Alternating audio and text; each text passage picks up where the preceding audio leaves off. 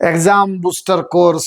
आज ये विद्युत धारा के ऊष्मीय प्रभाव की तरफ हम आपका ध्यान आकृष्ट करना चाहते हैं। आप लोगों का तो अब सेंटअप एग्जाम का भी टाइम आ रहा है, बल्कि बिल्कुल आपके सर के ऊपर नाच रहा है आज जब ये वीडियो हम बना रहे हैं आपके लिए। तो ऐसे ऐसे कुछ महत्वपूर्ण ऑब्जेक्टिव क्वेश्चन हमने आपके लिए कलेक्ट किए हैं जो अलग अलग सेशन में बोर्ड एग्जाम में पूछा हुआ। ये तो अपनी जगह है, लेकिन उसके अंदर जो कॉन्सेप्ट है और जो स्पीड होना चाहिए बूस्टर कोर्स का, उसके पॉइंट ऑफ व्यू से हम जल्दी जल्दी आपको लेकर के चलते हैं कि क्या क्या ऑब्जेक्टिव, कैसा कैसा ऑब्जेक्टिव किस किस साल में पूछा है और उसके अकॉर्डिंग उसके इर्द गिर्द कॉन्सेप्ट कैसे घूम रहा है, इसकी बात हम करते हैं। सबसे पहला क्वेश्चन देखिए कि 1 जूल का मान होता है, एकदम बिल्कुल एक तरह से आपका ध्यान नहीं गया होगा अपर क्लास में जाने के बाद, तो ये सब आपकी लाचारी भी हो जाती है कि इन चीजों का लगातार आपको डिस्कशन करना होता है, उस पर चर्चा होती रहती है, उस पर न्यूमेरिकल्स बनाने होते हैं। लेकिन यहाँ पर थोड़ा सा हम लोग समझते हैं इसको। 1 जूल का मान 4.18 कैलोरी के बराबर होता है। बस इतना ही दिमाग में रखिए। क्यों होता है, कहां से आता है, ये सब जानने की फिलहाल आपको कोई जरूरत नहीं है। बस 1 जूल बराबर 4.18 कैलोरी, यही ध्यान में आपको रखना है। एक बात और ध्यान दीजिए, क्योंकि ये एग्जाम का टाइम चल रहा है और आपका जो प्रिपरेशन है अब एकदम बिल्कुल वो चारों तरफ से घूम करके अब एक दिशा में फोकस होने वाला है। तो कोई भी क्वेश्चन बैंक, कोई भी जो साइड वाइज मटेरियल आप यूज करते हैं अपने प्रिपरेशन के लिए, उसके आंसर्स पे बिल्कुल फोकस कीजिएगा। हो सकता है बहुत सारे क्वेश्चन के आंसर गलत रहते हैं, तो आप गलत आंसर पे दिमाग नहीं लगा देंगे। जब कभी भी कोई डाउट हो, कुछ लगे ऐसा, तो जरूर उसको कमेंट बॉक्स में लिखिए और जरूर उस पर चर्चा कीजिए, क्योंकि एक क्वेश्चन का आंसर गलत आने से एक कॉन्सेप्ट पे उसका, है ना, बुरा प्रभाव पड़ता है। सवाल एक क्वेश्चन के आंसर गलत होने का नहीं है, सवाल है कि आपके दिमाग में जो चीजें बैठ जाएंगी वो जल्दी निकलेंगी नहीं। इसीलिए कॉन्सेप्ट से कोई छेड़छाड़ नहीं। जब कभी भी कहीं डाउट लगे तो आप जरूर इस प्लेटफॉर्म पर उसको बताने का काम करें। तो पहला क्वेश्चन का आंसर डिक्लेयर हो गया कि 1 जूल का मान होता है 4.18 कैलोरी के बराबर। Now the second one is, एक यूनिट विद्युत ऊर्जा का मान है, कितनी बार बताया है, और इसको 2021 में पूछा गया है। ये जो क्वेश्चन है ये भी 2021 का पूछा हुआ है कि एक यूनिट विद्युत ऊर्जा। पहली बात तो ये जान लीजिए, जो इलेक्ट्रिसिटी का बिल हमारे पास आता है वो एनर्जी का बिल होता है। यह बात मैंने बड़े पैमाने पर, और 1 यूनिट का मतलब 1 किलोवाट घंटा होता है। और जब उसी को हम लोग सॉल्व करेंगे तो जो हमारे पास आंसर आएगा वो 3.6 इंटू 10⁻⁶। इसमें कुछ है नहीं। 1 किलोवाट में 1000 वाट होता है, 1000 जूल पर सेकेंड हुआ, और 1 घंटा में 3600 सेकेंड होता है। सेकेंड से सेकेंड मर गया, आपके पास क्या हुआ, जूल बचा। इसीलिए वो एनर्जी बिल है, इसको हमेशा ध्यान में रखेंगे। And 1 unit always equals to 3.6 into 10⁻⁶ joule. Clear. विद्युत फ्यूज विद्युत धारा के किस प्रभाव पर कार्य करता है, बताइए। सब है बात जानने के लिए। फ्यूज वायर क्यों होता है, जब लिमिट से ज्यादा वोल्टेज सर्किट में बाय डिफॉल्ट आ गया तो फ्यूज वायर गल जाता है। इसका मतलब क्या हुआ, हीट एनर्जी, उष्मा ऊर्जा वहां पे उत्पन्न होती है हाई वोल्टेज की वजह से। और उस वायर की जो बनावट होती है, जिस हिसाब से, जिस मेटेरियल से उसको मिल करके बनाया जाता है, उसका मेल्टिंग पॉइंट कम होता है, वो पिघल जाता है। मतलब उसमें प्रभाव पर है, कोई दिक्कत वाली बात नहीं है। उसके बाद देखिए चौथा क्वेश्चन है कि 100 वाट 220 वोल्ट के बल्ब के आरे 100 वोल्ट विभवांतर आरोपित करने पर प्रवाहित विद्युत धारा होगी। प्रवाहित विद्युत धारा होगी। इसके 4 ऑप्शन तो हैं, पर आप ये जानिए कि इस सवाल को सॉल्व कैसे किया जाता है। यहां से ऊपर मैंने डिस्कस कर लिया है, मैं इसको इरेज कर देता हूं, मेरे पास स्पेस हो जाएगा आपको सिखाने के लिए। कुछ मैथमेटिकल कैलकुलेशन के पॉइंट ऑफ व्यू से जरूरी है वो, क्योंकि सिर्फ डिस्कशन कर देने से मतलब नहीं है। और 10th लेवल तक जो आपका सर्कुलर है, जहां आप पढ़ते लिखते हैं, वहां पे प्रॉब्लम पे वर्क शायद ही कहीं होता होगा, इसीलिए आप ध्यान दें। और आप ये याद रखिए कि एग्जामिनेशन में हमेशा हर तरह के क्वेश्चन का मिक्सर होता है, और वहां पे कोई आपको चोरी चपाटी करने का कोई ऑप्शन नहीं है, अदरवाइज आप डबल लॉस में जाएंगे, अरेस्ट भी होंगे, बहुत सारी परेशानी का सामना करना पड़ सकता है। सो अपने आप को तैयार करके जाना है। और मैं बार बार कहता हूं कि ये एग्जाम बूस्टर का कोर्स आपको सुनने के लिए है। आप दिन भर पढ़ने के बाद जब फ्री होते हैं तो एक बार आप इसको सुनने की कोशिश कीजिए, क्योंकि मैक्सिमम कॉन्सेप्ट सुनने से ज्यादा याद होता है। ठीक है, और तब अगर लगे कि नहीं कहीं पर देखना भी जरूरी है तो उसको देख भी लीजिए, बार बार देखिए, इसमें तो कोई परेशानी वाली बात नहीं है, सब कुछ आपके पास है। और सबसे बड़ी बात, कोई पैसा नहीं लग रहा है अभी आपको। ये चूंकि फर्स्ट ट्रायल है, पहली बार हो रहा है, इसीलिए मैं कोई भी आपसे कॉस्ट की बात नहीं कर रहा हूं, एकदम मेरे तरफ से सर्विस है। आप इसका फायदा उठा लीजिए, फिर आपको ये वक्त दोबारा नहीं मिलेगा। 100 वाट 220 वोल्ट के बल्ब के आरे, सबसे पहले आप ये जान लीजिए कि ये अगर बल्ब है तो 100 वाट 220 वोल्ट का मतलब क्या होता है। 100 वाट 220 वोल्ट का मतलब ये होता है कि इसका जो पावर कैपेसिटी है वो 100 वाट का है, और इसका जो वोल्टेज कैपेसिटी है वो कितना है, 220 वोल्ट का है। तो आपको ये फॉर्मूला पता होगा। सबसे पहले निकालना होगा इसका प्रतिरोध।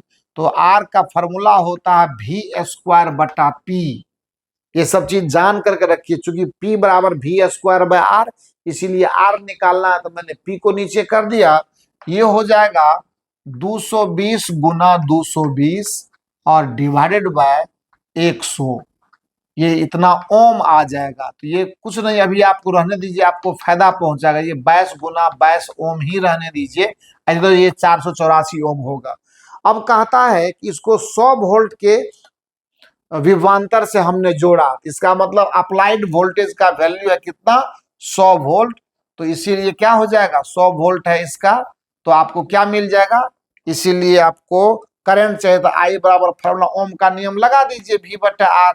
तो V का वैल्यू है 100 और R आपके पास है 22 गुना 22, तो कितना होगा, 2 से 11 टाइम तो 50 हो गया, फिर 2 से 11 टाइम तो 50 हो, ये 25 हो गया, यानी 25/121 एम्पियर करंट का वैल्यू होगा।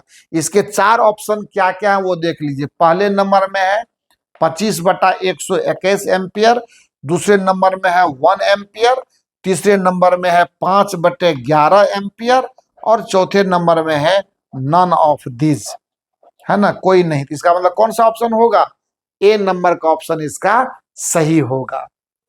आई बात समझ में ना, ये तो आना ही चाहिए।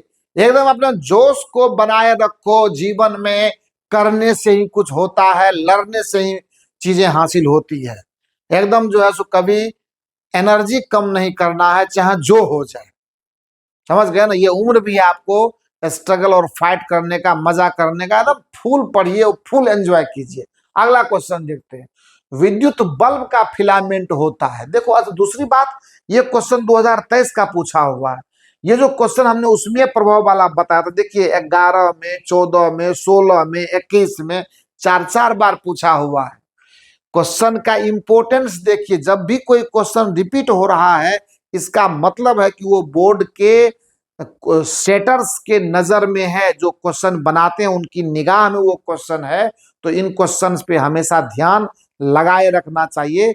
हो सकता है इससे ये मत देखिए कि मुझे ये बहुत इजी चीज पूछा है, आपको आता है तो इजी है, और किसी को नहीं आता होगा तो टफ है उसके लिए। तो आइए देखते हैं आगे। तो ये किसका बना होता है, विद्युत बल्ब का फिलामेंट बेटा टंगस्टन मेटल का बनता है, और ये 2023 का पूछा हुआ क्वेश्चन है तुम्हारा, रिसेंट 2 साल पहले का है। तो ये इस सब क्वेश्चन को रिपीट होने का चांस है। अब देखो, एक कमरे में 60 वाट और 200 वोल्ट है ना, और दूसरा 40 वाट और 200 वोल्ट के दो उपकरण 100 वोल्ट आपूर्ति से जुड़े हैं। एक बात जान लीजिए, आप यहां पर भी वोल्टेज देख रहे हैं, यहां पर भी वोल्टेज देख रहे हैं और यहां पर भी वोल्टेज देख रहे हैं, पर इसके साथ आपूर्ति से जुड़े एक शब्द लगा हुआ है। जब आप थर्मल इफेक्ट ऑफ करंट यानी उसमें प्रभाव को थोड़ा विस्तृत तौर पर अगले ऊपर क्लासेस में पढ़ेंगे तो इसको एक अलग रूप में देखा जाता है। मतलब एक तरह से ये वोल्टेज कैपेसिटी है उस उपकरण का। मैं ये नहीं जानता हूं कि ये बल्ब है कि क्या है, पर दिया हुआ भी सवाल में नहीं है। फॉर द टाइम बिंग आप अगर ये भी मान लेते हैं कि ये बल्ब है, वो भी मान लेते हैं बल्ब है, तो दोनों बल्ब अगर जुड़ा हुआ है तो कहता है कि टोटल मेरा खपत अगर 100 वोल्ट से मैंने जोड़ा है, तो ये भी दिमाग में रखना है। हाउस वायरिंग है तो वो पैरेलल कॉम्बिनेशन में होगा। ऐसा नहीं कि दोनों को आप सीरीज में लगा देना, नहीं। हमारे घर में अगर उपकरण लगा हुआ है तो वो पैरेलल में है। इसीलिए बोला है कि 100 वोल्ट पर जोड़े हैं उसको, मतलब दोनों को 100-100 वोल्ट पर जोड़ा है मैंने। तो दोनों अलग अलग कितना पावर कंज्यूम करेगा, कितना शक्ति की खपत करेगा, ये अलग से निकालना होगा। और इसके लिए जरूरी है कि मैं दोनों ही बल्ब का पहले रेसिस्टेंस निकाल लूं और फिर पावर के फॉर्मूला में उसको डालूंगा, मेरा काम हो जाएगा। आइए पहले के लिए और दूसरे के लिए। पहला का रीडिंग है आपको 60 वाट और 200 वोल्ट, तुरंत हो जाएगा। और दूसरे का रीडिंग है 40 वाट और 200 वोल्ट। मैं आपको बार बार कहता हूं कि मैं जो काम कर रहा हूं उसको थोड़ा ध्यान देना। ये न्यूमेरिकल है और न्यूमेरिकल में यानी अंकित प्रश्न है, तो अंकित प्रश्न को कैसे सॉल्व करते हैं, कैसे फॉर्मूला यूज होता है, उस पर ध्यान दीजिएगा। यहां पर क्या करते हैं, यहां पर एक फॉर्मूला आर बराबर होता है V² बट्टा P। यहां से R1 निकल जाएगा, यहां से भी R2 निकल जाएगा, जो V² बट्टा P के बराबर होगा। तो ये P2 कर देते, इसको P1 करते, क्योंकि यहाँ पर पावर 60 वाट का है, यहाँ पर पावर 40 वाट का है, तो प्रतिरोध भी दोनों का अलग अलग होगा। तो देखिए क्या होगा, वोल्टेज दोनों का सेम है, आप परेशान नहीं होना है। 2 मिनट का काम है। 60 ये ओम में आ जाएगा और ये होगा कितना, ये हो जाएगा आपको फिर वही कहानी 200 गुना 200 और बटा 40 इतना ओम। तो यहां से आ जाएगा कितना, आपको देखा जाए ये हो जाएगा 2000 बटा 3, 2000 बटा 3 ओम ये आ गया। और ये आपको आएगा कितना, 1000 ओम आएगा। बस हो गया मामला फिनिश। कहीं कोई दिक्कत है कहाँ, दोनों का प्रतिरोध निकल गया तो पावर नहीं निकलेगा दोनों का कितना पावर, चूंकि अब तो अप्लाइड वोल्टेज है, ये है स्पेसिफाइड वोल्टेज। जितना वो एक तरह से वोल्टेज कैपेसिटी हो गया उस उपकरण का, उससे ज्यादा वोल्टेज को वो क्या करेगा, टॉलरेट नहीं करेगा, उड़ जाएगा, वो जल जाएगा, बर्बाद हो जाएगा। और ये है अप्लाइड वोल्टेज जो हमने दिया है उसको। इसीलिए आप देखें P1 बराबर वही कहानी V² बटा R1, ये होगा 200 गुना 200, सॉरी अप्लाइड वोल्टेज कितना है आपको 100 है ना, तो 100 गुना 100 और बटे 2000 और गुना 3 इतना वोल्ट वाट हो जाएगा इसका। तो देखिए 2 शून्य से 2 शून्य मारा और यहाँ से 20 पंचे 100, यानी यहाँ से जो आपको मिला वो 15 वाट मिलता है। कितना मिलता है, 15 वाट। और यहाँ से कितना मिल जाएगा, तो देखिए P2 का वैल्यू हो जाएगा फिर वही कहानी 100 और गुना 100 डिवाइडेड बाय ये 1000 वाट है, ओम है, तो यहां से आपको 10 वाट मिला। अब क्या दिक्कत है, एक उपकरण ने 15 वाट की खपत करी, दूसरे उपकरण ने 10 वाट की खपत करी, तो टोटल वाटेज कितना हुआ, 15 + 10 25। ए नंबर का ऑप्शन। और ये एक कैलकुलेटिव क्वेश्चन है और इससे आप भाग नहीं सकते हैं, समझ गए ना, इससे आप भाग नहीं सकते हैं क्योंकि भागने का कोई रास्ता नहीं है। अगला देखिए, इसे कब पूछा गया है, ये 2024 का बिल्कुल रिसेंट, अलर्ट रहिएगा। एक साल छोड़ के एक साल आगे 26 हो सकता है ये क्वेश्चन रिपीट कर दे आपको, may be chance of repetition, संभावना है, इसीलिए आप इसको देखें। और एक बात मैं बता दूं, अपना फिजिक्स का जो एग्जाम बूस्टर कोर्स है वो 2-3 लेक्चर में खत्म हो जाएगा। सेंटअप एग्जाम आप लिखिए, कोई दिक्कत नहीं है। जितना हमसे हो पाया है लगभग मैंने किया है। हो सकता है कि आपका एग्जाम के ड्यूरेशन में, एग्जाम समय, एग्जाम के बीच में वो जो लास्ट टॉपिक है फिजिक्स वाला वो ना हो, तो परेशान होने की जरूरत नहीं है। क्योंकि ये जो काम हम लोग कर रहे हैं ना, ये काम हम लोग मेन एग्जाम के लिए कर रहे हैं। जल्दबाजी नहीं है, अच्छे से सीखना है, एक अच्छा कॉन्सेप्ट लेना है और तैयार करना है अपने आप को। अब देखिए 7 नंबर में किसी बल्ब पर 220 वोल्ट और 2 एम्पियर की धारा प्रवाहित होती है ना। 220 वोल्ट और 2 एम्पियर की धारा प्रवाहित होती है, तो कहता है प्रतिरोध का मान ज्ञात करें। या अल्लाह, क्या दिक्कत है इसमें, कोई प्रॉब्लम नहीं है। V बराबर आई आर लगा दीजिए ना, क्या दिक्कत है। क्या होगा, हमको फिलामेंट का R बराबर क्या होगा, V/I। ओम का नियम तो यही कहता है, R बराबर V/I। V का वैल्यू कितना है, 220 वोल्ट है, और करंट आपको 2 एम्पियर लगा रहे हैं, तो इतना क्या आ जाएगा, खत्म हो जाएगा। 110 तो आएगा। यहाँ देखिए ना, आपके पास में है ना ऑप्शन नंबर में 110, बिल्कुल सही है। और ये 2015 का पूछा हुआ थोड़ा सा पुराना क्वेश्चन है, लेकिन उससे मतलब नहीं है। मतलब ये है, देखिए क्वेश्चन क्या है, वो क्वेश्चन कॉन्सेप्ट को क्या करता, रिवाइज करवाता है आपसे। इसके थ्रू आपका रिवीजन हो रहा है। इसीलिए मैं कहता हूं बार बार कि आप सुनने की कोशिश कीजिए और हर लेक्चर को पूरा सुनिए। पूरा जब आप सुनेंगे ना, तो आपको एक अलग तरह की अनुभूति होगी, मजा आएगा, और आपका सब्जेक्ट भी तैयार होगा। बस इसको खत्म होने भर की देर है, उसके बाद जस्ट मैथमेटिक्स आने वाला है। वैसे उसका मैं एक वीडियो डाला हुआ हूं, पर रेगुलर वे में डालूंगा, और तब ये भी बताऊंगा किस तरह से आप उसमें 100% स्कोर करके आएंगे। मैथमेटिक्स का एग्जाम बड़ी अलर्ट होके देने का है। थोड़ा सा प्लानिंग सही कर लीजिएगा, मार्क आपको 100 में 100 आएगा, इस बात की मैं गारंटी देता हूं आपको। बशर्ते अपना दिमाग नहीं लगा लीजिएगा, तो मामला खराब हो जाएगा।